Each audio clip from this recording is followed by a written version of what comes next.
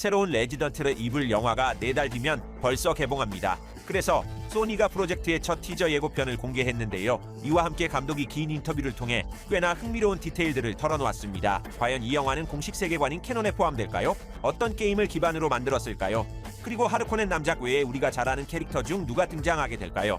앞으로 몇 분 동안 이 부분에 대해 자세히 이야기해보겠습니다. 먼저 이번 레지던트 이블 신작이 왜 이렇게 뜨겁게 화제가 되고 있는지 그 배경부터 짚어보시죠. 첫 번째로 이건 게임을 잘 모르는 분들이라도 한 번쯤은 들어봤을 법한 전설적인 게임 프랜차이즈입니다. 참고로 올해로 30년째를 맞이했는데요. 그래서 이번 신작 영화는 이 시리즈를 스크린으로 다시 한번 화려하게 부활시키려는 나름의 시도라고 볼 수 있습니다. 두 번째로는 이미 밀라 요보비치 주연의 레지던트 이블 시리즈가 원작 게임을 실사화해서 무려 5편의 후속작이 나올 정도로 엄청난 성공을 거둔 바 있죠. 비록 원작 게임의 캐릭터나 설정을 너무 제멋대로 바꿨다며 게이머들에게는 눈총을 받았지만 일반 관객들은 가볍게 즐기기 좋은 킬링타임 영화로 극장을 많이 찾았습니다. 개인적인 의견을 보태자면 처음 나온 2편까지는 그나마 분위기 면에서 게임과 어느 정도 비슷했습니다. 하지만 세 번째 시리즈부터는 아주 안드로메다로 가버리기 시작하죠. 솔직히 저도 결국 끝까지 다 챙겨보긴 했지만요. 마지막 세 번째 이유는 이번 신작 레지던트 이블의 메가폰을 잡은 사람이 바로 그 유명한 웨폰과 바바리안을 연출한 제크 크레거 감독이기 때문입니다. 정말 탁월한 선택이라고 보는데 그는 작품을 바라보는 시선이 아주 독특하고 참신하거든요. 현재 크레거 감독은 과감한 도전을 두려워하지 않으면서도 그걸 훌륭하게 성공시키는 가장 매력적인 감독 중 한 명입니다. 이 세 가지 이유만으로도 이번 레지던트 이블 신작은 개봉 전부터 엄청난 관심을 모았습니다. 여기에 이번에 공개된 새로운 티저 예고편은 불난 집에 기름을 부은 격이 되었는데요. 한편으로는 소름 돋는 몰입감을 선사하면서도 다른 한편으로는 감독만의 독창적인 각색이 들어가 팬들 사이에서 호불호가 갈리고 있기 때문입니다. 참고로 이번 영화는 레지던트 이블 프랜차이즈의 무려 8번째 실사 영화입니다. 밀라 요보비치 시리즈 외에도 5회 전에 게임 속 등장인물을 대거 출연시킨 레지던트 이블 라쿤 시티라는 영화가 나왔었죠.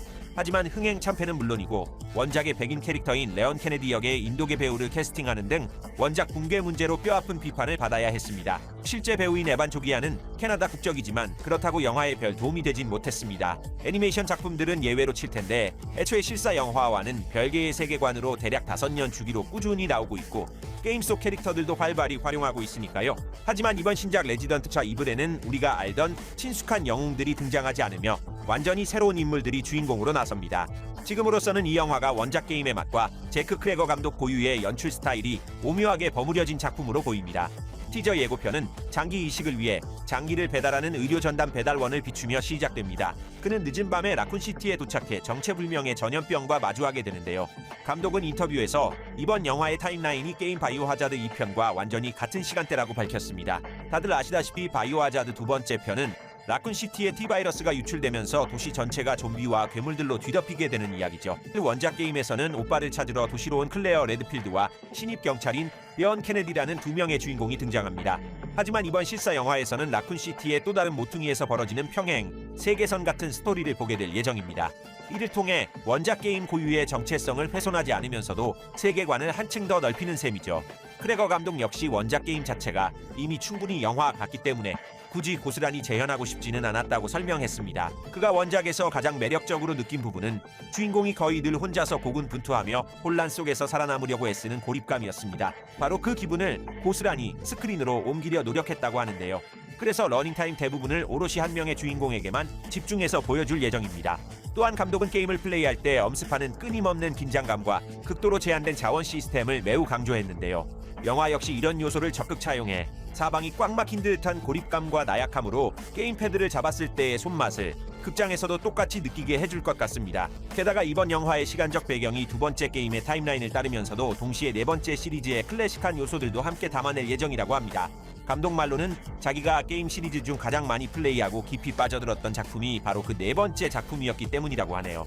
하지만 여기서 오해하면 안 되는 게 스토리 전개를 직접 가져온다는 게 아니라 어디까지나 이스터에그나 오마주 같은 연출 방식에 가깝다는 점입니다. 실제로 바이오 하자드 4편은 스페인을 배경으로 납치당한 대통령의 딸을 찾으려는 레온 케네디의 험난한 여정을 다루고 있으니까요. 거기서 주인공은 사악한 이단 종교 집단과 맞닥뜨리게 되지만 두 번째 편과 이번 신작 영화는 라쿤시티 한복판에서 터진 생화학 재난을 배경으로 하고 있습니다.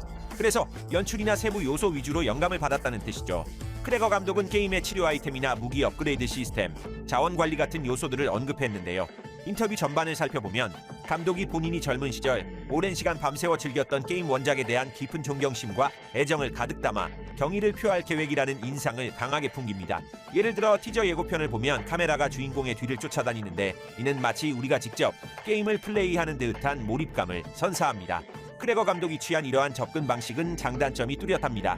일례로 더 라스트 오브 어스 드라마의 경우 제작진의 각색이 가미되긴 했지만 원작 게임의 흐름을 아주 훌륭하고 정교하게 이식해냈습니다. 큰 줄거리의 수정이나 주인공의 변경도 어지 없었죠. 그 결과 드라마는 엄청난 메가히트를 기록했고 특히 원작 게임을 접해보지 않았던 대중들의 마음을 제대로 사로잡는 결실을 보았습니다. 하지만 반대의 성공 사례도 존재합니다. 드라마 폴아웃 시리즈는 아예 다른 방식을 취했는데요. 공식 세계관인 캐논을 훼손하지 않으면서도 그 안에 아예 새로운 가상의 인물들을 집어넣었습니다. 덕분에 원작 훼손이나 배우들의 미스캐스팅에 대한 논란을 완벽히 비껴가면서도 독자적인 이야기 보따리를 마음껏 풀어낼 수 있었죠. 크레거 감독 역시 이 두 번째 전략을 선택한 셈인데 과연 어떤 결과물로 탄생할지는 뚜껑을 열어봐야 알 수 있겠습니다. 전반적으로 긍정적인 평가 속에서도 티저 예고편이 벌써 쓴소리를 피하지 못하고 있는 이유이기도 하죠. 가장 큰 불만은 게임 캐릭터들의 부재입니다.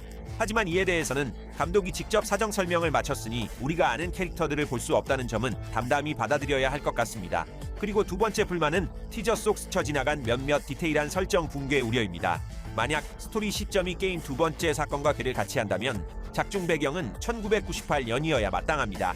하지만 티저 속 주인공은 아주 당연하게 스마트폰을 켜서 어두운 구석을 비추고 있죠. 물론 크레거 감독의 영화가 라쿤시티 좀비 사태를 다루면서도 전체적인 타임라인을 아예 30년 뒤로 확 미룬 현대극으로 각색했을 확률이 높습니다. 제작사 측에서 완전히 별개의 독자적인 시네마틱 유니버스를 론칭하려는 셈인데요. 이번 프로젝트가 흥행에 성공한다면 원작 게임의 스토리를 요즘 시대상에 맞게 개편해 나갈 수 있겠죠. 또 다른 논란거리 중 하나는 바로 하수구 씬에서 깜짝 등장한 의문의 괴물 캐릭터입니다. 아무리 크레거 감독을 신뢰하더라도 이 괴물 비주얼은 영화 듄에 나오는 블라디미르 하르코넨 남작과 너무나 똑 닮았습니다. 드니 빌레브 감독의 비주얼 구성을 조금 덜 연상시키는 참신한 디자인을 고안해낼 순 없었던 걸까요? 게다가 많은 이들이 지적하듯 바깥에 한방눈이 펑펑 내리고 있는데 원작 게임 속 계절적 배경과 완전히 정반대라 이런 디테일적 불일치가 팬들의 몰입감을 다소 깨트리고 있습니다. 하지만 동시에 이번 예고편에는 제작진이 원작을 얼마나 잘 꿰뚫어 보고 있는지 보여주는 반가운 디테일들도 곳곳에 가득합니다. 일례로 주인공 브라이언이 유선 전화기로 다급하게 구조 전화를 걸 때 가장 먼저 누른 첫 번호는 바로 911이었습니다. 하지만 통화가 연결되지 않았고 두 번째 시도 끝에 도시에 없는 자신의 여자친구와는 기적적으로 통화가 연결되죠. 여기서 유추할 수 있는 사실은 긴급 소방이나 경찰 같은 도시 인프라망은 진작 끊겼지만 아직 도심 경계를 벗어난 사설 외부 회선과는 아슬아슬하게 통신이 연결되어 있다는 디테일한 연출입니다. 또한 크레거 감독은 인터뷰에서 게임 속에서 다른 무기로 재빠르게 스왑하는 메커니즘을 가장 좋아하는 감성 중 하나로 꼽기도 했습니다. 티저 예고편을 보면 브라이언은 처음엔 권총 한 자루만 들고 달아나다가 나중에 샷건을 발견하고 결국에는 우지기관 단총까지 손에 넣는 모습이 잡힙니다. 게다가 살기 위해 다급하게 서랍장을 뒤져 탄약과 아이템을 찾는 루팅 액션. 역시 게임 팬들에겐 너무나 정겨운 파밍 감성이죠. 쓰러진 시체에서 열쇠를 챙기려는 다급한 연출도 뼈속 깊이 게임을 오마주한 부분인데 원작에서도 각종 열쇠나 카드키를 획득하기 위해 온 동네 시체 주머니를 수색하던 전통적인 게임 메커니즘을 고스란히 살렸기 때문입니다. 참고로 하수구에 등장해 하르코넨 남작을 연상시켰던 그 캐릭터는 사실 영화 듄에서 따온 게 아니라 소설 피피 자오선에 등장하는 판사 홀든에게서 영감을 받았다고 합니다. 제크 크레거 감독이 인터뷰를 통해 직접 언급한 내용인데요. 소설 속에서 판사는 절대적인 악이자 혼돈의 군주로 묘사되며 털 한 올 없는 거대하고 기괴한 형상으로 그려집니다. 영화 속에서 그가 최종 보스로 낙점되어 러닝타임 내내 주인공의 숨통을 조여올 빌런으로 맹활약할 것 같습니다. 균과 똑 닮아 보였던 싱크로율은 그저 우연의 일치였던 셈이죠. 문틈 사이로 괴생명체가 훔쳐보는 듯한 서늘한 컷도 아주 강렬한 인상을 남겼습니다. 게임 속에는 한 번도 등장한 적 없는 변종이라 현재로서는 정체가 묘연한데요. 감독이 이번 영화만을 위해 고안해낸 오리지널 괴물인데 단 하나의 작품에서 소모되고 끝날 일회성 캐릭터는 아니라고 넌지시 예고하기도 했습니다. 애초에 본 프랜차이즈에는 무수히 많은 생화학 무기와 기괴한 돌연변이들이 득실되니 이런 오리지널 크리처의 추가는 세계관 설정에도 아주 자연스럽게 녹아들죠. 덧붙여 촬영장을 하루 동안 참관할 수 있었던 몇몇 매체 기자들은 상상을 초월할 정도로 기괴하고 역겨운 크리처들을 목격했다고 증언하기도 했습니다. 문틈 사이에 숨어있던 녀석도 아마 그 역겨운 괴물들 중 한 마리일 가능성이 큽니다. 물론 티저의 다른 장면들 속에서도 클래식한 좀비들이 속속 눈에 띕니다. 다만 영화는 이 허접한 잡몹 좀비들에 크게 집착하지는 않을 예정입니다. 인터뷰에 따르면 진짜 좀비들이 목숨을 위협하는 심각한 재앙으로 다루어지는 긴박한 시퀀스는 단 3군데뿐이라고 하는데요. 그중 2군데는 이미 티저에 담겼습니다. 바로 병원 지붕 위에서 수많은 좀비들이 추락해 덮쳐오던 비주얼 쇼크 장면들이죠. 그러니 이번 리부트작이 단순하고 뻔한 전형적인 좀비 아포칼립스라 영화가 아님을 인지하셔야 합니다. 아마도 이번 영화의 가장 핵심적인 미스터리는 브라이언이 짊어진 가방 속에 들어있는 정체불명의 수화물일 것입니다. 그는 좀비 시체들이 터지고 무너져 내리는 아수라장 속에서도 거의 모든 시퀀스마다 가방을 꼭 사수하며 달립니다. 게다가 영화 전체가 A 지점에서 B 지점까지 목적지를 향해 질주하는 로드무비 형식으로 짜여 있는데요.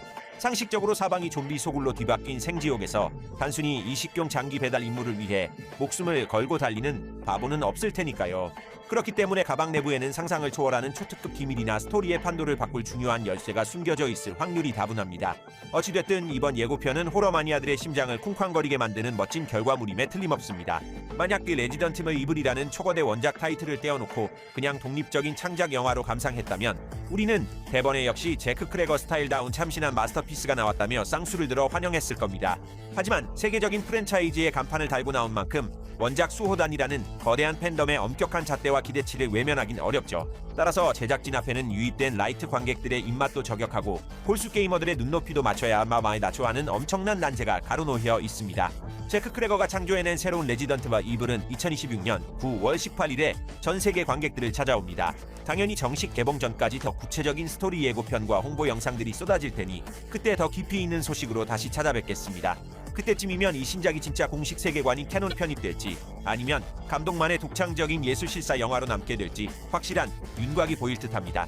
여러분은 이번 레지던트 이블 신작의 첫인상이 어떠셨나요? 댓글로 많은 의견 나누어주세요. 과연 원작 파괴 논란을 이겨내고 흥행의 궤도에 오를 수 있을지 여러분의 솔직한 감상평이 궁금합니다. 오늘 준비한 이야기는 여기까지입니다. 다음 영상에서 또 뵙도록 하겠습니다.